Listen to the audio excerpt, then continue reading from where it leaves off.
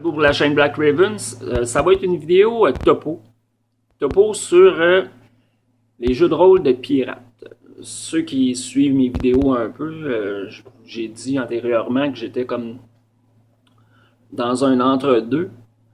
Puis ça fait longtemps que mon groupe et moi, on avait pensé jouer dans un univers de pirates. Surtout après les films des Pirates des Caraïbes. En tout cas, personnellement, j'ai trouvé que c'était des excellents films qui faisaient place, qui pouvaient ouvrir l'imagination sur plein de choses. Et c'est depuis ce temps-là que ça nous tente. C'était jamais arrivé, puis l'occasion s'était jamais présentée. Là, je me suis dit, tiens, un entre-deux, 5-6 sessions, ça serait parfait. Pourquoi pas? Ça fait qu'à partir de là, je me suis lancé à la recherche d'un jeu de rôle sur des pirates. J'en ai trouvé 4. Je vais vous les décrire un peu en vitesse toutes les 4 et vous dire ce que j'ai choisi et pourquoi. Le premier que j'ai trouvé, c'est un jeu que j'avais déjà, c'est 50 Fathoms de Pinacle. 50 Fathoms, c'est un univers qui est lié au système de règles de Savage World. J'ai le livre de règles Savage World chez moi. 50 Fathoms, j'avais acheté le PDF, ça fait longtemps. Je pense qu'il m'avait coûté 2-3 piastres, un genre de rabais. Je ne m'étais jamais vraiment attardé à ça. Là, je l'ai étudié un peu plus en détail et pour me rendre compte que c'était pas ce qu'on cherchait, c'était pas ce que je cherchais. Je cherchais un jeu qui se rapprochait vraiment plus de l'univers de Pirates des Caraïbes. Premièrement, le système de règles, Savage World. Je sais pas pourquoi j'ai bien de la misère avec ça. Ben de la misère. Oui, c'est un système générique, mais quand tu lis le livre, on voit que ça a été vraiment pensé pour Deadlands, avec l'initiative avec les jeux de cartes et tout le reste. Je sais pas, c'est pas un système qui me parle vraiment. Puis ensuite de ça, l'univers de 50 Fathoms, ben c'est un univers parallèle avec des races bien distinctes. Il y a de la magie, des boules de feu, toutes sortes d'affaires. C'était pas une option. Je voulais pas m'en aller dans cette direction-là. Fait que ça a été mis de côté. Deuxième option que j'ai trouvée, c'est Seven Sea, Septième mer. C'est un jeu qui en vient à coûter quand même assez cher.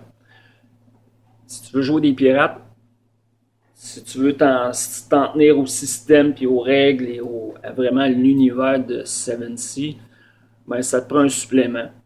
Puis Pirate Nation, quelque chose comme ça. Le livre de base, ça non plus, c'était pas ce que je cherchais là, quand tu vois des hommes en full plate ou d'autres qui peuvent se changer en genre d'ours-garou. On s'éloignait pas mal de ce que je voulais. Du but recherché. Fait que oui, c'est un jeu qui peut tourner autour des pirates, mais c'était pas encore ça. Troisième jeu que j'ai trouvé, c'est un jeu français qui est Pavillon Noir. Un jeu qui, à la base, c'était pratiquement ça. Ça tourne vraiment juste autour des pirates en partie. Le problème de Pavillon Noir, c'est que c'est un jeu hyper réaliste. Trop réaliste. Système assez simple quand même. Une pool de D10. Tu as des caractéristiques. Tes caractéristiques, c'est ce qu'il faut que tu tires en dessous de ta caractéristique avec tes compétences. Si tu as 4 de compétences, ben tu as 4 D10. Puis plus que tu as de dés sous ta caractéristique, ben c'est des succès. Puis mieux que tu réussis. C'est un système assez simple. Mais comme je disais, c'est hyper réaliste. Fait que lui, il sortait du lot. Et le quatrième jeu que j'ai trouvé, c'est un jeu que je connaissais pas du tout, qui s'appelle Honor plus Intrigue. C'est un jeu en anglais. Très simple à la base. C'est une époque qui se situe plus au niveau, je dirais, des mousquetaires. Ce qui est un peu en dessous de ce que je voulais. Le système, c'est des D6, 2 D6, plus ton attribut. Il y a juste 3 attributs dans le jeu, si je me rappelle bien. Plus, il n'y a pas de skill comme tel, de compétences. C'est des carrières. Tu choisis, tu as 3-4 carrières qui te donnent des bonus. Il faut que tu aies 9 et plus. Si tu as 9 et plus, tu réussis, sinon ben, c'est des échecs. Le problème d'honneur plus intrigue, c'est les règles de combat. Je me trouve quand même pas si pire en anglais, mais j'avoue que je sais pas. Ça n'a pas connecté, j'ai pas. J'ai pas allumé ce système de combat. Je venais pas à bout de le visualiser complètement, puis ça m'a détourné du jeu complètement. Fait que tout ça pour finir, on va dire que ce que j'ai choisi, c'est Pavillon Noir. Oui, comme j'ai dit, c'était hyper réaliste, trop réaliste. Il n'y a pas de magie. Il y a un supplément qui peut ajouter de la magie, mais je voulais pas de magie comme telle non plus. Je voulais plus les genres de malédictions qu'on peut trouver dans le Pirate des Caraïbes. C'est une magie que le maître de jeu peut appliquer sans que les joueurs, eux, en aient la possibilité. C'est un peu chiant, mais c'est comme ça. C'est comme ça. Puis le système était quand même assez simple. Puis comme je vais le dire encore une autre fois, c'est hyper réaliste, mais au moins je pouvais en enlever des couches. Tu sais, dans le livre de base, tu as toutes les maladies possibles qui pouvaient être attrapées par les pirates à cette époque-là. Puis bien entendu, ben, ils te suggèrent d'en tenir compte dans le livre. Hein. Ça fait partie de la beauté de la chose. Mais personnellement, ça ne m'intéressait pas.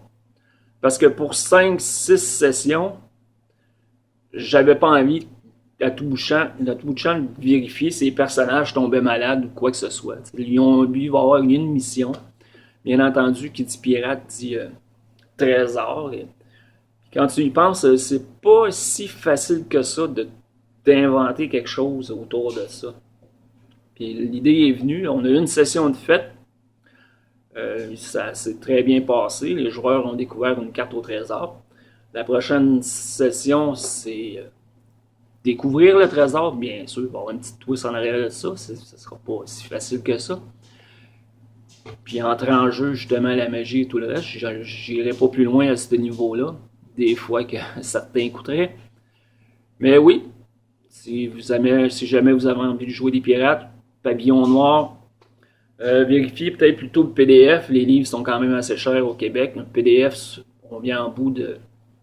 Ça tourne autour de 22-23$. Si tu l'imprimes, ben moi je l'ai imprimé à la maison avec mon imprimante laser. C'est quand même pas si tant pis. Fait que finalement, ça a été mon choix. Jeu de pirate, Pavillon Noir. Je vais mettre tous les liens vers les jeux que j'ai notés en bas de la vidéo. Si vous avez des commentaires, des suggestions, si vous en connaissez d'autres, ben, faites-moi les savoir, ça va me faire plaisir. Fait que à la prochaine tout le monde. Salut, ciao!